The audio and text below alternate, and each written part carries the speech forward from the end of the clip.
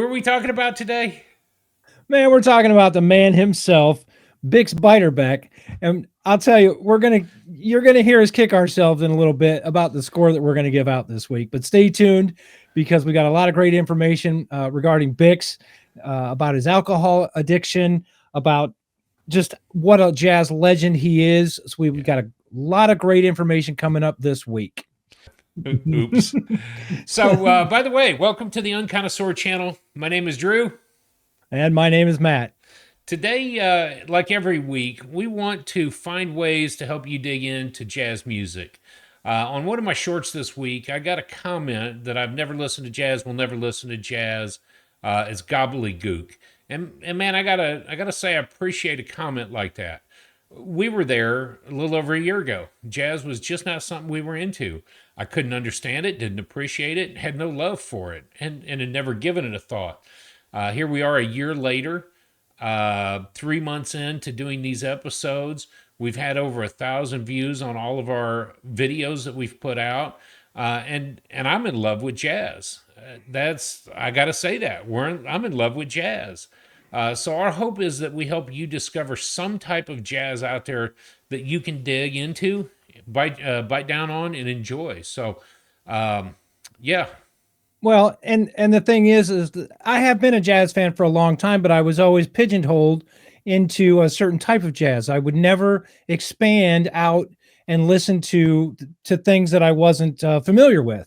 And it's no secret my favorite jazz artist, and we talked about him a little bit last week or 2 weeks ago. Actually, last week we talked about Abby Lincoln. But yeah, I was always just kind of in the same kind of rut listening to the same artist all the time. And so you had no love for jazz, but I only had love for a few jazz musicians. So this is just a way to expand our palette. absolutely, absolutely. And last week you'd mentioned that a couple of weeks ago we had actually worked with and talked a lot about Pat Metheny. Last week we had covered Abby Lincoln. Abby is Blue. This week we've been listening to and rocking out on Bix. Um, what was your thoughts? Actually, hold up. What's your week been like in music? Do Well, tell. yeah, all right, I will. We were at home Friday night and just kind of being lazy, and I was on Facebook, and I'm not on Facebook a whole lot, but I just happened to pull some stuff up, and I was on Facebook, and I saw this quote, this post from a friend of mine who happened to be the Snyder band director for, Mm, I don't know, this about 30 years. So he was the band director for a long time, and that's the only kind of situation that I knew him in. Not really talked to him personally or anything like that, but I'm friends with him on Facebook, and his post was that the gospel big band mm. was going to be at his church on Sunday night. So I looked over at Kendra and I said, "Hey, what are we doing Sunday night?" And I asked her. I said, "You want to go see the gospel big band? They're going to play big band style of church hymns." She said, "Sure, yeah, we'll go." So I got Sunday evening. We went. Concert started at 6 and it was done by 7:15, 7:20. And I'll tell you what, it just warmed my heart being in church, listening to my favorite kind of music. Um, the hymns, the old hymns that we used to sing in church, anyways, and to hear them big band style, Yeah. it moved me. It really did. It just, and these are, the musicians in the band are band directors. They're longtime musicians, anyways. Um, the youngest guy, well, the second youngest guy, he's in his 40s, and the youngest guy was the bass player, who's actually a high school student. But yeah, one of the youngest guys, he's 40, and he's been playing music for a long, long, long time. But it's from all different churches around the Northeast Indiana area. And man, I was close to heaven Sunday night. Good. Yeah, Good. and I know that you had an experience this week too. I did. Yeah, tell us about that. Yeah, what did I do? The Westlake Jazz Ensemble. They did it was actually two different groups that comprised of several artists that were in the same, but it also featured the jazz trumpeter Tom Brown. Funk funk trumpet, and it was fun to watch him. I'd seen him before, but the first group that got up to perform was actually the Jazz Club, which comprised of a few middle schoolers as well as some high schoolers, all extracurricular. They had had 5 rehearsals before they were on stage, and it was an introduction to the jazz ensemble for the night. I made it through senior night presentation, and then I had to bail out, so I missed the last 2 songs. But I got to hang out with Richard Spencer from the New School Music Austin, and got to see Joe Morales, who was being honored that night. He is one of their instructors over there. So I got to hang out with those guys just briefly before the show, and then Richard during the show. So yeah, I had some fun jazz in my ears. And I text you in the middle of that. I'd put that high school band up against anybody out there. I promise you, they've got some extreme talent over at the Westlake Jazz Ensemble, and their Funny part is, instructor. the funny part is you had emailed me the concert venue and lineup and everything, and I didn't read that email until this morning. So you texted me Saturday night. I'll put this group up against any. I'm like, yeah, I bet they're good. I wondered why it was just kind of brief like that. Yeah, then you read the email. Oh, yeah. Oh, that's what I he's think doing. that I actually emailed the unconnoisseur and not you Uh-huh. directly. So Yeah, I saw that this morning too. I thought, well, I bet he didn't look at that yet. So yeah, we both had music in, we and did. it Yeah. helps shape the listening. Uh, what what was your listening experience? I don't want to. I keep jumping ahead here. I don't want to jump ahead. That's all right. What No, else well, first happened in life? let's introduce the album first of all, the artist and the album. Should we do that? We should. All right. So this week we're talking about Bix Beiderbecke. Now, uh, Bix, the album name is the Bix Beiderbecke Legend. Unfortunately, this is an obscure album. We didn't find this exact album, but we found all of the songs that are on the album. Just they weren't compiled. We had to compile them ourselves and listen to all of the songs on the album. So it's a little bit difficult to find albums with Bix just because of the age of Now, recordings. by the time this comes out, I'm going to point right here. I'm going to have the playlist up here so that you can click on it and go listen. I'll also push that out. It is on YouTube as a video. It's a 40-minute and 23-second video. Mhm. So you can go listen to the whole thing. I'm going to break those into individual songs because there are a couple of take one and then an excerpt of him just soloing on changes. So, anyways, Okay. I'll have that Yeah. right here. Great. So yeah, the Bix Beiderbecke Legend. It was recorded in the years 1924 and 19 between 1924 and 1930. And you know, Bix was a cornet player. He wasn't a trumpet player. I keep saying trumpet, but he played the cornet. and hmm, he played the cornet, and he was one of the granddaddies of jazz on the cornet. Yep. I say one of them. There's several other trumpet players around that time, around his time that influenced him and that he played with.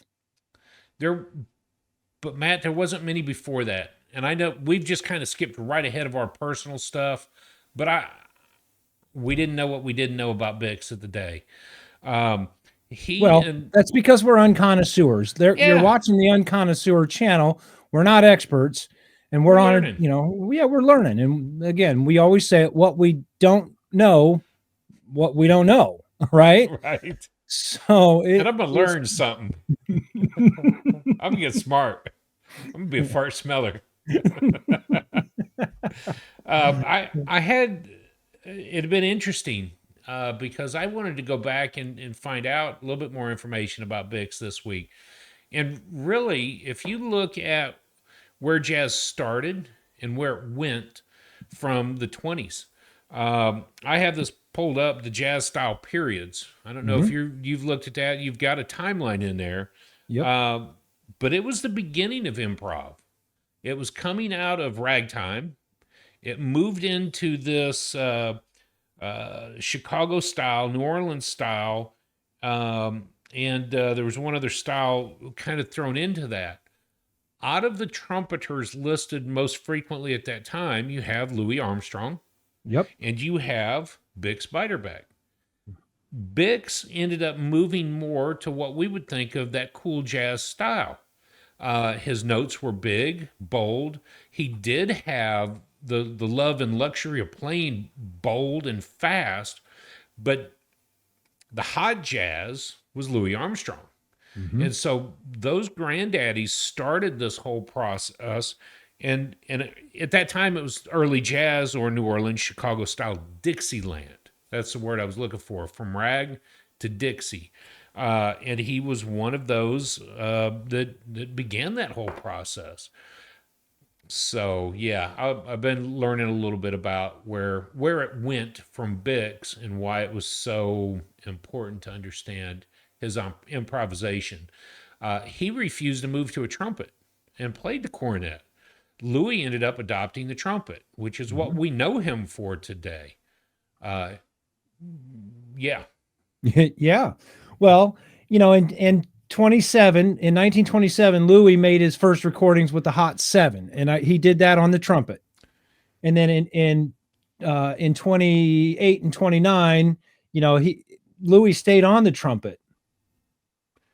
Again, we're talking Beiderbecke 24 to 30, so that's right in the same time period with Louis. And like you said, they I think Louis knew that he was going to have to change and move to the trumpet. But he was also a singer. He was also a band director. Whereas Bix was he might have been just pigeonholed right into that. What? I was going to say, well, then there's Bix, the alcoholic from Davenport, Iowa. Yeah, that's right. Yeah.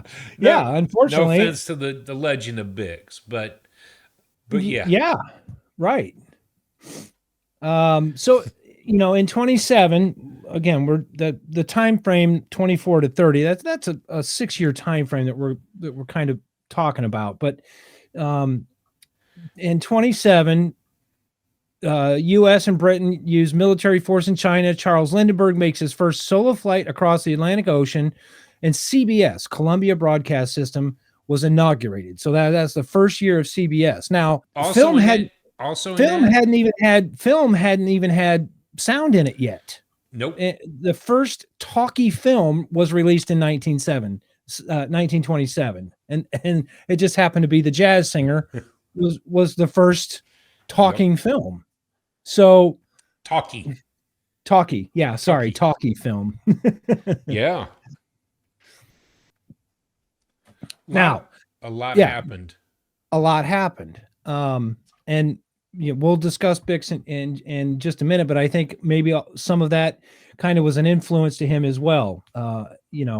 He's I don't want to say he's in the shadow of Louis, but he knows that he's maybe got to stay true to himself. Whereas Louis goes out, grabs the trumpet, grabs a big band, and leads the big band, and Bix is just, I don't want to say left behind, but I wouldn't call left behind, but I think that one of the things that we overlook, I think that's a good thought process for me, overlook, is he was a shining star that burned out extremely quick, basically drank himself to death.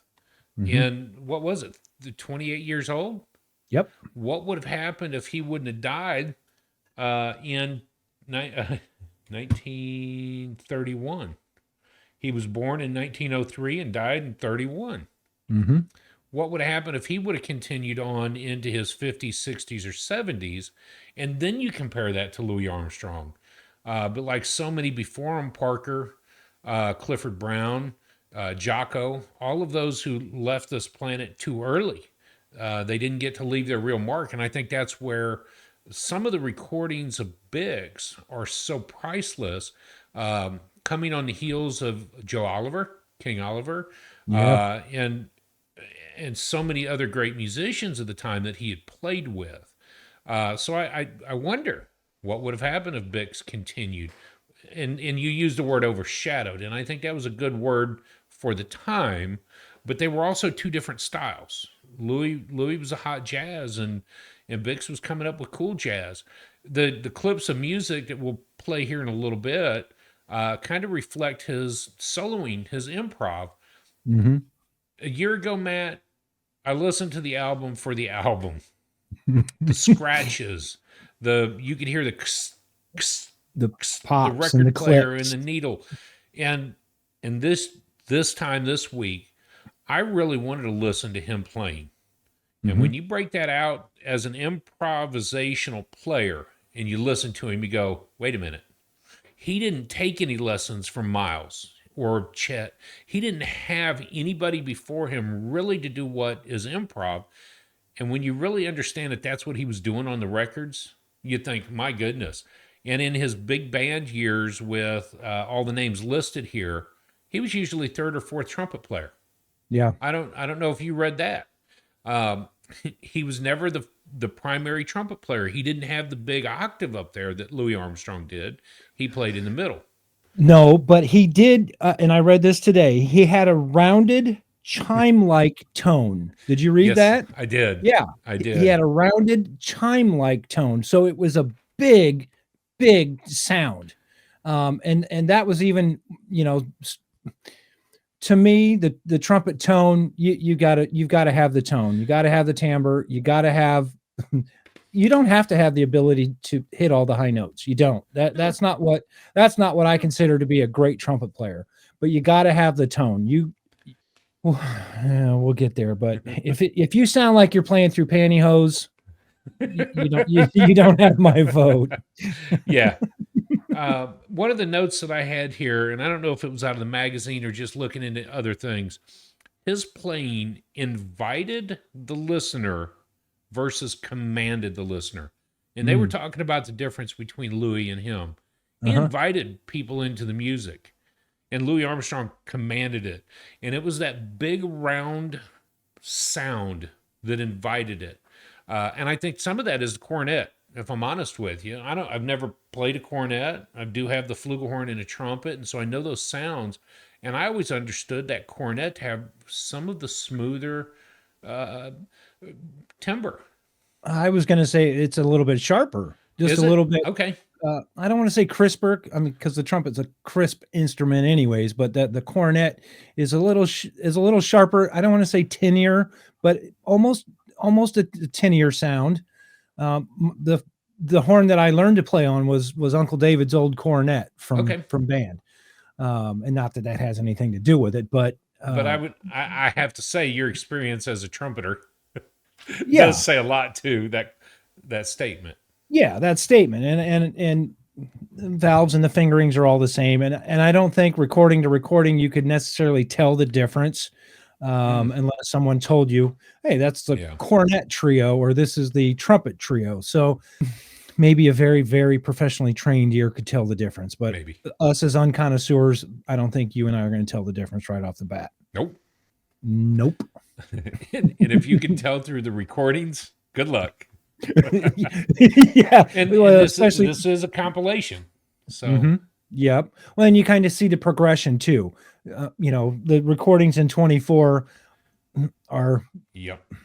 what you would expect a 1924 recording to sound like, whereas the recordings in 30, you could totally tell the recordings were getting better. We were getting Oh better yeah. technology wise back then as far as recording goes. Let me throw up the slideshow real quick. Continue to talk while I get that ready, and we'll the other note that I had, it was no doubt that he was an alcoholic, and we mentioned it at the beginning of the show. But it looks like we got hijacked. We got graffitied. Oh, I do love that slide. I know, right? That's awesome. I Thanks for doing love that. that slide. Uh, we changed it from whatever you do it to music to whatever you do it to jazz. And we didn't do it. Drew did it. So thank you. Yeah, boy. Yeah. So, and I take that very seriously every week. No matter if I'm mowing the yard, making dinner, vacuuming the house, working, I do most everything to music now. I love it. Like Drew said. Here's the album cover in case you haven't seen it. And for those of you that are on the podcast, it's the album cover from the 1924 to 1930 Bix Beiderbecke Legend. This picture of Bix and the cornet. So that's the album cover. I just downloaded a couple of pictures of Bix. This picture right here on the top of the slide. That's a very common picture for Bix. And when you see pictures of Bix, it's always that one, like probably one of the best shots of him. And then the picture below is I think that's the Wolverines. It His is a Bix's picture of band, the Wolverines. the Wolverines. So Yeah. Which, by the way, the Wolverines came from the name of Hoagie's song, uh-huh. Hoagie Yeah. Carmichael, who he Yeah, we'll talk about played with. Hoagie here in just I didn't mean to interrupt that. Just No, you're good. You're good. I love that story. So Eddie Condon, which was a musician, friend of Bix's, Eddie said he put it to his lips and blew a phrase. The sound that came out was likened to when a girl says yes. I love that quote. I do love that. Yeah, because you know that feeling. Can I kiss you? Yes. So just a little some facts about Bix. Like Drew said, he was born in 1903, and unfortunately, he passed away in 1931. Made him 28 years old. The influences that I could find while I was doing my research was the quote that I heard was some of the earliest jazz musicians were his influence and Dixieland jazz. I mean, that's all he had to be influenced by. Today, we've got millions of hours of music to listen to, thousands of artists to listen to, and all of the historical jazz to listen to be influenced by. And so I think that's maybe another reason why I don't mind calling him a granddaddy of jazz music, just because he, just like Louis Armstrong, people want to duplicate his sound today. His ability, his phrasing, his tone. I think that many people go back to those early recordings and want to do those songs. Yeah. Why? Because he's the granddaddy. Right. He was born to Bismarck Herman Biederbeck, who was his father, and his mother was Agatha Jane Hilton. Now, it's not part of the Hilton the brand of hotels. That was interesting, and I rabbit hole down that a little bit, but Agatha Hilton was his mother. The genre that's listed for Bix is ragtime, jazz, and Dixieland, and he fits kind of all three of those categories. And I remember our discussion a year ago, and I said I don't care for ragtime and Dixie too much. It's not my go-to jazz music. Another quote from a magazine editor named Edgar Jackson: Bix has a heart as big as your head, which shines through his playing with the warmth of the sun's rays. And that was a magazine back in the 20s called The Melody Makers, or probably the first Downbeat. Yeah, I bet it was. For Jazzwise. Yep. First Jazzwise. So, to get a quote from an editor like that, probably it says a lot. Yep. Website? Nope. No, there wasn't much out there on him. I ended up on a Facebook page today where somebody is starting to play his music from then. So I'll come across that later and post that up there as well. Okay. There's also a great YouTube video from Randy Sadke, and he plays pretty much not all of the songs on the album, but to hear Bix played today with the recording technology we do, and I'll make sure to send you that YouTube link so that you can put it in our notes as well. But yeah, if you want to hear what Bix may sound like today, watch that YouTube video. Don't stop watching us, but after we're done here, watch that YouTube video with Randy Sadke. Today in jazz history, May the 15th, multi-instrumentalist and composer Rashawn Roland Kirk was born in 1936 in Columbus, Ohio. We haven't talked about Roland Kirk much yet, but we will get to him on our journey in quite a while. But yeah, we'll talk about Roland Kirk. In 1953, the Jazz at Massey Hall concert was recorded, and it was the last reunion of trumpeter Dizzy Gillespie, alto saxophonist Charlie Parker, Bud Powell on the piano, Charles Mingus, and Max Roach. So that was the last time that they were ever together in 1953 on May 15th. Have you listened to that album? I sure did. Yeah. Yeah. I've been reading the Masters of Bebop, And they Mhm. talked about that a couple of weeks ago, so I dropped it in my ears. Shazam. Yeah, big time, Shazam. big time. You had mentioned the quote. He had a big round sound. Yeah. Mez Mesro was quoted back in the day, and he was a arranger, pianist. Bix played every note big, rich, and round, with a powerful drive that few white musicians had in those days. Mhm. And when you're comparing Louis and him, Well, um, and what I envision in my mind is Buddy Bolden and his oh, sound. oh, That when you know, Buddy had what was known to be the biggest sound there was. You could hear him for blocks and blocks he'd away. he'd call his kids to come and play. Call the children to come. And so when we talk about Bix that and his big round sound, I can kind of picture Buddy Bolden. And yeah, unfortunately we didn't get a recording of Bolden. We'll get there though in a while.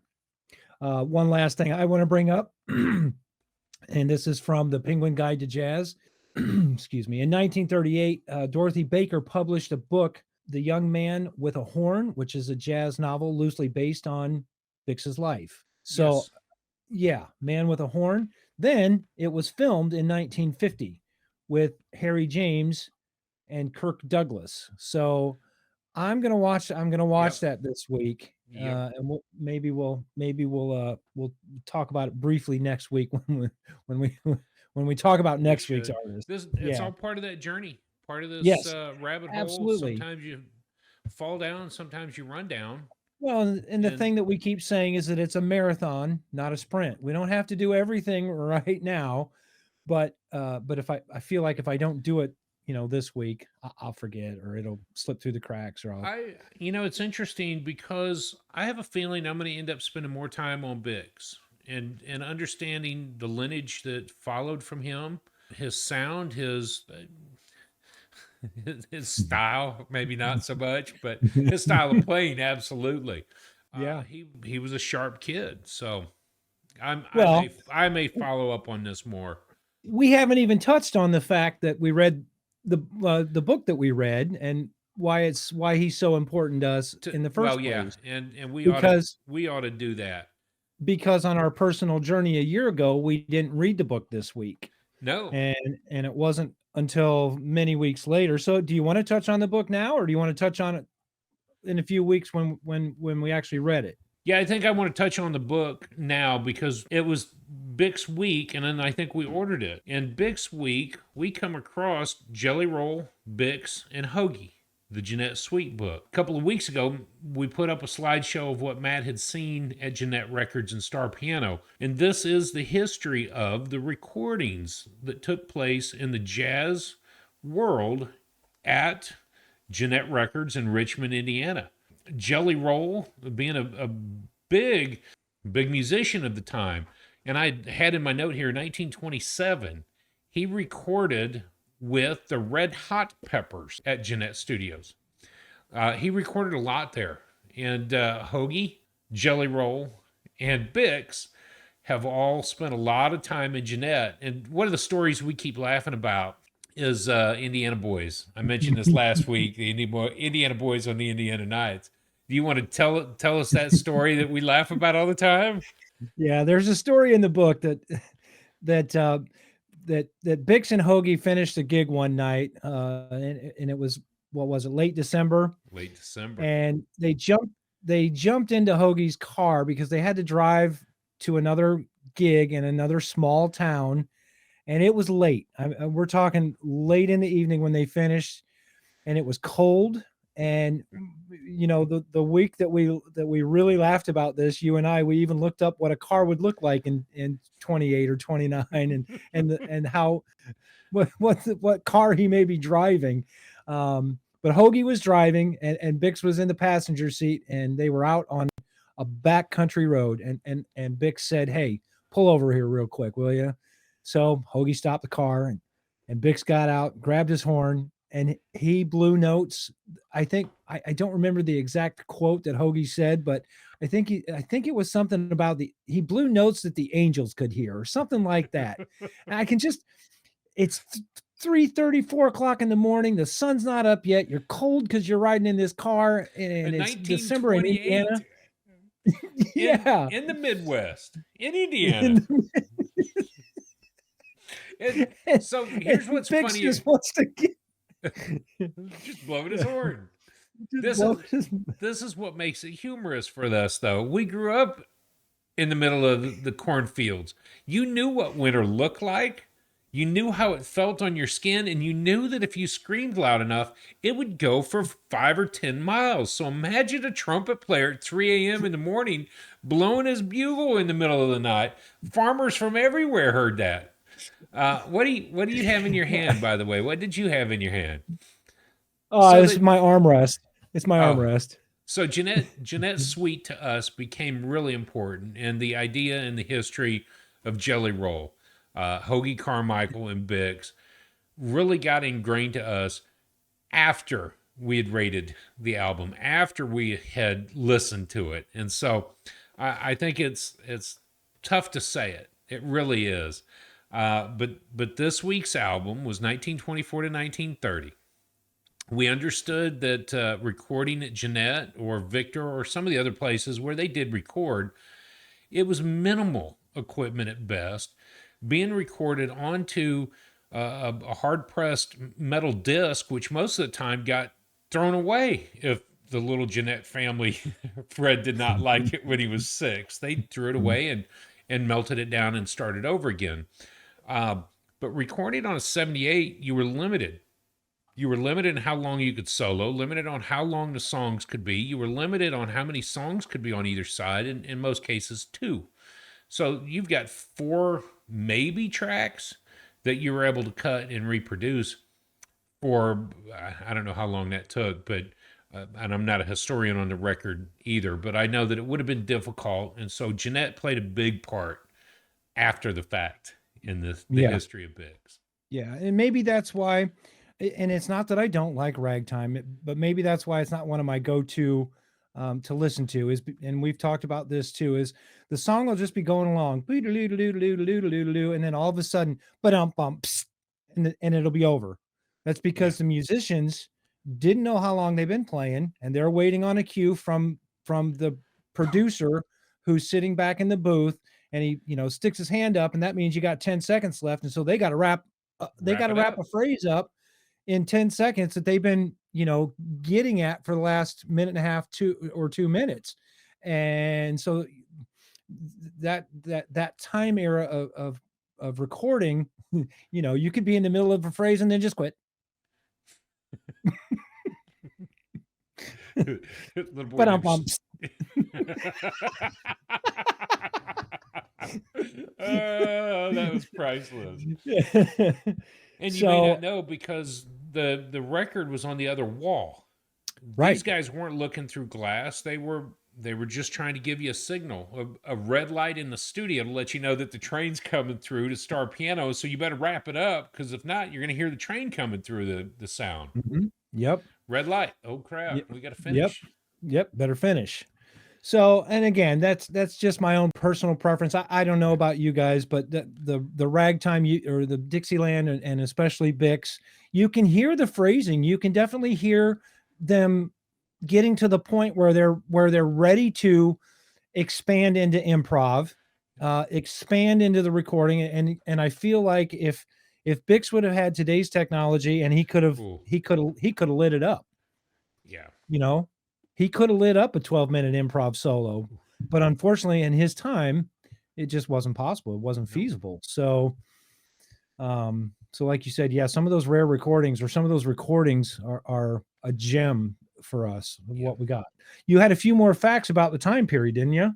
I did. I just closed the book, but in 1930, we discovered Pluto. Pluto exists, and he's not a dog from Walt Disney. It was a planet. Also, the jet engine was the first. The first jet engine was built and established.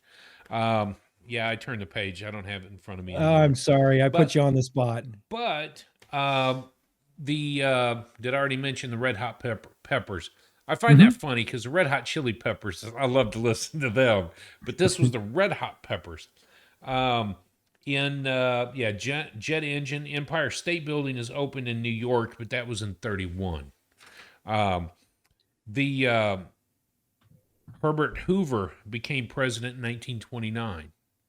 The Wall Street stock market crashes in 1929. So there was a lot going on. Benny Goodman makes his first recording in 1928. Mhm. I wonder if we'll come across that name anytime soon. But Louis Armstrong in the Hot Seven. The slide that I want to put up here, because we're going to start to talk a lot about these orchestras. And this is a slide that I have. It's actually the next slide, Drew. Accompanied by Bix and his orchestra, Hoagie Carmichael and his orchestra, Gene Goldket and his Goldette, orchestra, Goldcat. Yep. Paul Whiteman and his orchestra. So this entire album is a collection of the recordings with Bix, making him the legend of it. There's a couple of songs on there not on there that I thought should have been after listening this week to a lot more Bix. I'm going to do what we did last time. Right about now, I want to drop in some of that audio. Yep. So the clips that I want to drop in here, Matt, one of them was actually not on this album, but it was Singing the Blues Until Daddy Comes Home. Till Daddy comes home. I think that was a pretty smacking song. I'm going to pop in here his improv in this. And when I listen to it again, this isn't on the album, but when I listen to Singing the Blues Till Daddy Comes Home, you could really hear that early improv. Now, I really struggle with improv. Not struggle. That's not even a word.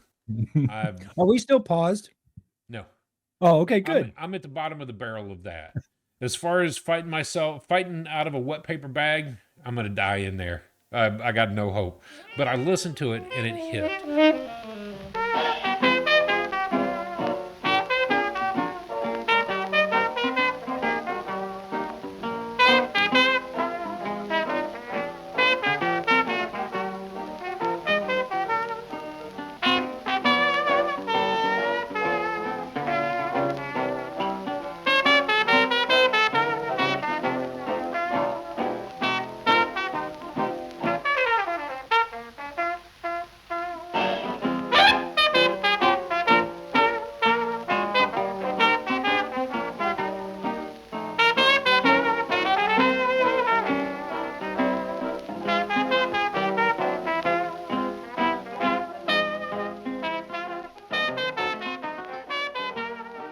The other song that I'm going to drop in is Changes. And I'm going to use the excerpt that came from the album just because it is his. It's, again, improv. Getting kind of cold, getting kind of hot. Listen, I forgot, since he was a tot, he's been the talk of Dixieland.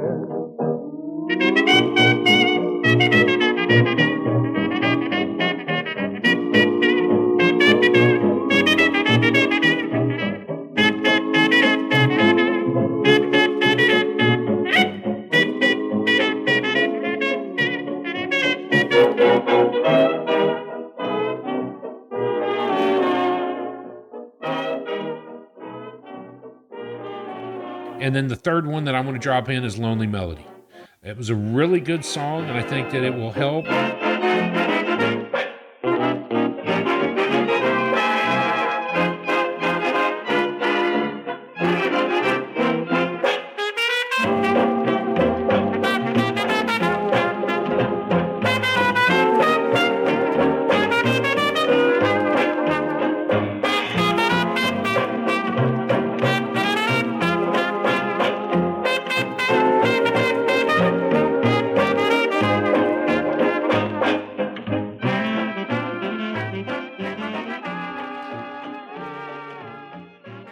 If I put a fourth one in, it will be this. Friends with Pleasure. That song I'll drop in. So This is the end. I'll be a friend with pleasure.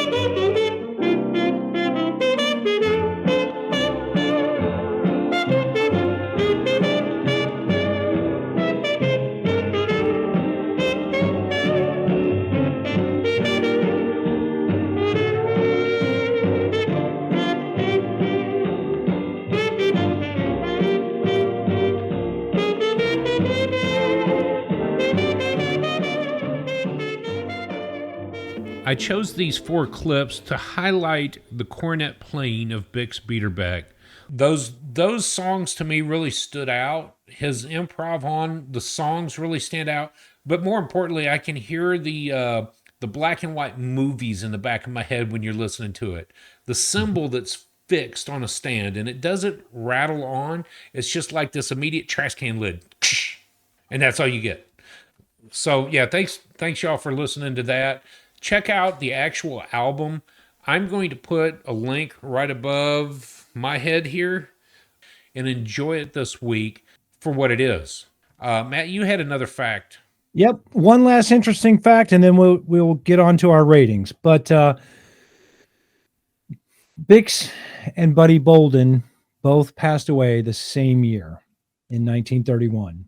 And for those of you who don't know who Buddy Bolden was, Drew and I, it wasn't this week, but it might have been a week or two later in our journey that we watched Bolden, the movie. And we learned a lot about Buddy Bolden and the history of Buddy Bolden. And so that impacts he and I especially. And it was funny because I literally was just skimming through some of my notes and ran across that as kind of one final closing statement. But but we lost 2 greats in the same year, Beiderbecke and Bolden. Man, so let me ask you this week, did this shake your world? At the time, it did not. It wasn't even tremors. It wasn't even ripples in a pond. Some of the same reason that you've talked about during the show here. Not big on the ragtime. Not big on the Dixieland. The more I have listened a year later, yeah, I should have known what I should have known at the time, but we're on connoisseurs. There's a reason for this. We don't know. It shook me more. It didn't shake my world like Karma did from Pharoah Sanders or some of the others, Max Roach and Cliff. Oh, we haven't gotten there yet. Sorry, spoilers. It didn't shake my world like some of them, but there were tremors this year around, and I understand and appreciate exactly what it is and the great history of jazz music. If you think about Buddy Bolden, if you think about King Oliver, Jelly Roll Morton, you think about these names, the historic essence of jazz began there. And to me, that's what shakes my world, the historic element of the album, the historic capturing and preservation of the music that was established then. But the Dixieland and the ragtime, not so much. What about you? I the same, exactly. It didn't shake me. There was no tremors, and I feel terrible about the score that we're about to give, because we didn't know what we didn't know, and for us to take even 6 or 8 weeks more, we could have learned so much more about Bix and why he was important to the whole community, the jazz community, and our score would have been different. But it did not shake me, and I think I remember saying this to you on the week that we talked about it. It was actually the recordings that got me, that led me astray, the clicks and the pops and the hisses and then the immediate cutoff when they had to be done. It just kind of turned me off, and that unfortunately that was the only reason. I mean, his playing is amazing, and putting him back in my ears this week. And like you said, you really start concentrating on the music and get past the clicks and the pops and everything else. He was amazing. Yeah. He really was. And we'll talk a little bit more about him next week. On the artist that we're going to cover next week. Well, and I wanted to say this as well. It's a marathon, not a sprint. And so if you found an album like this that you can't rate high, in 6 months, a year, go back to it and ask yourself, have I grown to appreciate what it really was and what it meant beyond the historical and maybe more about the music? How did I feel listening to it? But we've covered people like Jazz Warriors, Larry Young, Michael Brecker, and then last week, Abbey Lincoln. And then we jump into a legend that unfortunately was from 1927, and the recordings were Yeah. They were records, Yeah. pure enjoyment records. So Yep. yeah, And next week and I did notice that Bix did not make the Jazzwise list in 99 or 2006. So I I'm honestly grateful that he made the list this time. You know, he's at number 84, so we've already yeah, been through 16 other artists. We've heard some great jazz, you know, over the last 16 weeks of our journey. And Bix being at 84, I'm glad he was at 84. That means I get a little more a longer yep. time to come back to his music, to enjoy it, to learn more about him, Oh, yeah. and realize what kind of a superstar he actually was. Yeah. So all right, you ready to But rate? I am ready to rate. It would be it would be hard for me to recommend Bix. It would be hard for me to recommend Bix to a brand new jazz Yeah. listener unless they had some background on why he's important. Yep. And you have to go into a diatribe to explain why Bix is important. But You're either gonna like it let's or put you it into don't. food context. I don't. Yeah. You're either going to like it or you don't. You either like kimchi or you don't. Now, I happen to love it. I've acquired a taste I was for it, gonna say, and I yeah, love it. I like But kimchi. Oh, but not dang. everyone does. No, Kendra can't stand the smell of it. no. So, and I'm not sure she's going to enjoy Bix. N- Nope. But But you know what? You never know. When you think about the you never flappers and know. the 20s and the prohibition, and you think of all that's going on, there is something joyous about the music. And so there's Yeah, something for everybody. Not everybody's going to like true. it, but chances are somebody is, and somebody Hmm. has. So Yep. I'm gonna hesitate me not. I'm just gonna say it bold. Here it is, my number. I gave that album a 5.5. I'm not gonna do anything to justify that quite yet. Matt, Okay. what did you rate it as? I'm right there with you. 5.5 for me. And again, there's no explanation needed. Um, this is our score. We're not criticizing anyone's work. That's not what we're here for. But It's that personal taste, personal kimchi or taste. not. Yep. And this one was cucumber kimchi for me, and I don't dig on cucumbers. So it's getting a lower score, and actually this is the lowest score that we have rated on our 16-week journey so far. Yeah. The lowest. Yep. Now we're gonna. So this would have been number 84 in the Jazzwise magazine, the Mhm. Bix Beiderbecke Legend album. Yeah. And there I've got on screen the cover. I'll put the link into the playlist. You guys can go listen, guys and gals. Go listen for yourself and tell us what you think. Drop the comments below if you haven't already listened to it by now. We announced it on last week's show. So go see for yourself. What do you think? Yeah. Yeah. Absolutely. Yeah. You know what? You may hate us for our review. You may hate us for our score. Tell us why. That's all I'm Now, I asking. do want to ask this before we get to next week's album. Would you have rated the Bix album higher or the same or lower a year later? Has it changed? Has it grown on you? It has. It has grown on me, and having it in my ear again this week, I've really started just to appreciate how how good he was. And well, again, we're going to talk a little bit about Bix again next week with the artist that's coming up. But yes, I would change my score. I wouldn't go a lot higher just because again, the ragtime, the Dixieland, Yep.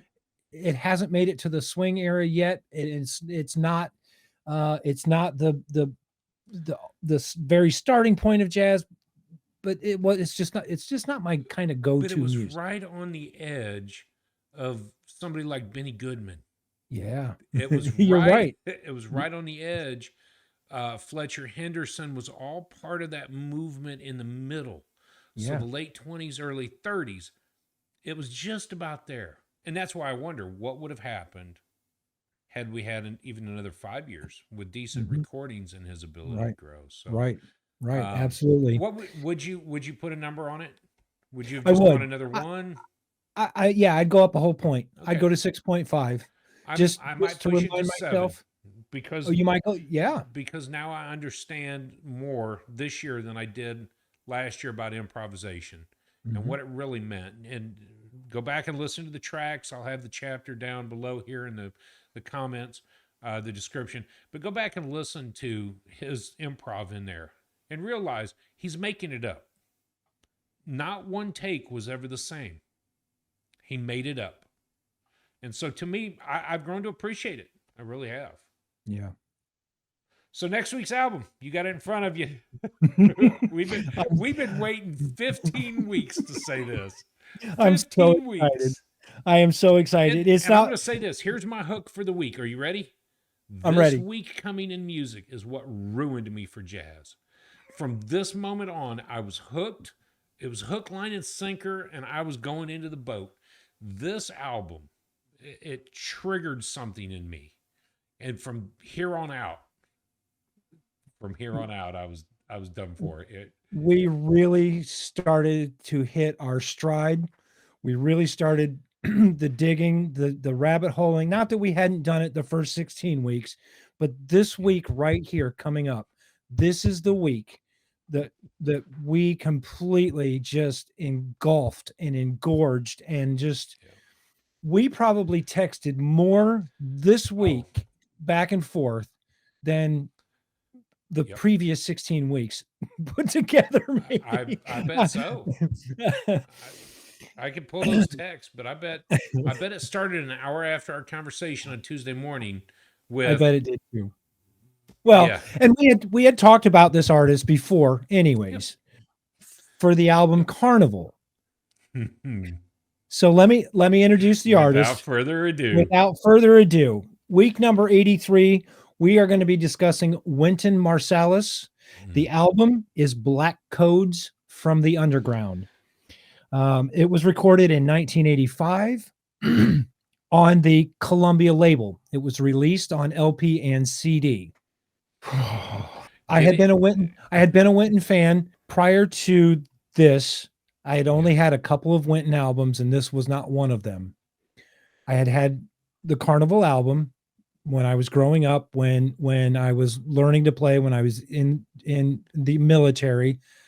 And again, that was one of those ones that I tried to wear out. I listened to so much, and I know backwards and Yeah. forwards, and I know what songs coming up and what order the songs are in, and I tried emulating from ear some of the songs and the technique. I could never get it. I mean, but Wynton Marsalis, Black Codes from the Underground.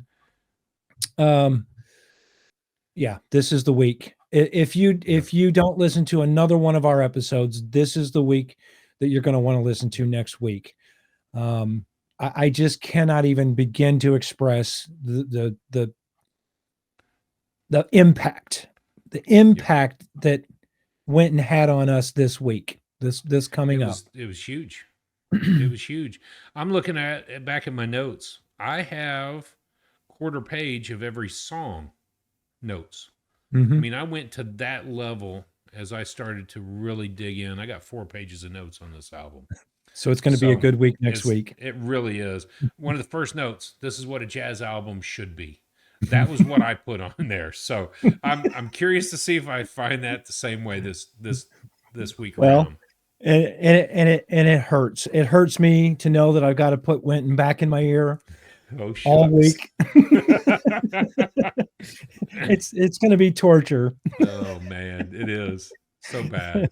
Yep. It's so bad. All right, you got any other notes? Anything you want to cover? I do not. I'm excited about Winton this week coming up. I'm really curious to see what he might say about Bix. So Yeah. we'll have to stay tuned for that. I think it was after this week of Winton that we ended up going to Buddy Bolden because Winton was instrumental in the music for Buddy Bolden. And Yep. so, yeah, check out Buddy Bolden. Understand what Winton really brought to the table, brings to the table. Current brings to the table. So, no, that's it.